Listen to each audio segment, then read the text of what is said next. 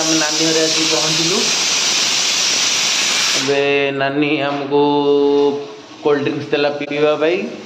ଆଉ ଆମର ଆଜି ସୁଇଟ୍ କର୍ଣ୍ଣ ହେଉଛି। ଏବେ ନାନୀ ବର୍ତ୍ତମାନ ଛତୁ ପକୋଡ଼ା କରୁଛି। ଦେଖିବା ଟିକେ କ'ଣ କେମିତି ପକୋଡ଼ା କରୁଛି ନାନୀ ଆମର। ଛତୁ ପକୋଡ଼ା ପାଇଁ ପ୍ରିପାରେସନ୍ ଚାଲିଛି। ଏଇଟା ଆମର ସୁଇଟ୍ କର୍ଣ୍ଣ ବସିଛି। ନାନୀ ଏଠି କ'ଣ ଗୋଟେ ଛେଚି ଚାଲିଛି ଆମର ଅଦା ରସୁଣ ଟିକେ ଛେଚା ଚାଲିଛି।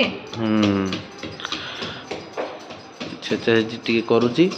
ଆଉ ଇଏ ପାଣ୍ଡବ ଖାଲି ବସିଛି ଖାଇବ। ଆଉ ତାର କିଛି ଲେନା ଦେନା ନାହିଁ। ଭୀମ ଭଳିଆ ହସୁଛି। ଭାଇ ଭଉଣୀ ଦି ଜଣ ଯାକ ଏନ୍ଜୟ କରୁଛନ୍ତି ଲାଇଫଟାକୁ ମୋବାଇଲ ଦେଖିକି ହେଲା। ଏଠି ନାନୀ ମୋର ବସିକି ଖାଇବ ବୋଲି ଅନେଇକି ବସିଛି କାଙ୍ଗାଳ ଭଳିଆ। ଆଉ ଏଠି ନାନୀ ପ୍ରିପାରେସନ୍ କରୁଛି ଛତୁ ପକୋଡ଼ା। ସୁଇଟ୍ କର୍ଣ୍ଣ ଏଠି ବସିଛି। ଆଉ ଟିକେ ସମୟ ପରେ ସୁଇଟ୍ କର୍ଣ୍ଣ ରେଡ଼ି ହେଇଯିବ। ହେଇଗଲା ପରେ ଖାଇବୁ। ଆଉ କର୍ଣ୍ଣ ରେଡ଼ି। ଆଉ ଆମ ଗୁଦୁଲି ବର୍ତ୍ତମାନ ସୁଇଟ୍ କର୍ଣ୍ଣ ଖାଇବ ବୋଲି ପୁରା ଅପେକ୍ଷା କରିଛି। ନିଅ ଗୁଦୁଲି ନିଅ। ଆଉ ଏଠି ଆମ ଗୁଡଲା ବର୍ତ୍ତମାନ ଖାଉଛି ସ୍କୁଲରୁ ଆସିକି। ତାକୁ ତାର ଆଣ୍ଟି ଖୁଆଇ ଦଉଛି। ଏବେ ଦେଖିବା ଚାଲ ନାନୀ ବର୍ତ୍ତମାନ ମ୍ୟାଗନେଟ୍ କରୁଛି ଛତୁ ପକୋଡ଼ା। କେମିତି କ'ଣ ମ୍ୟାଗନେଟ୍ କରୁଛି। ନାନୀ ଏଇଟା କ'ଣ ତୁ ତେଲ କଡ଼େଇ? ଆଉ ଏଥିରେ କ'ଣ ତେଲ ବସେଇଛୁ?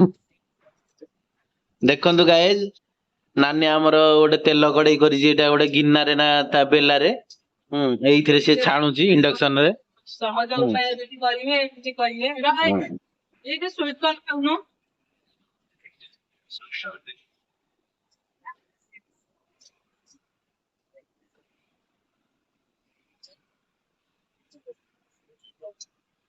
ଦେଖିବା କେମିତି ପକୋଡ଼ା ତିଆରି ହଉଛି।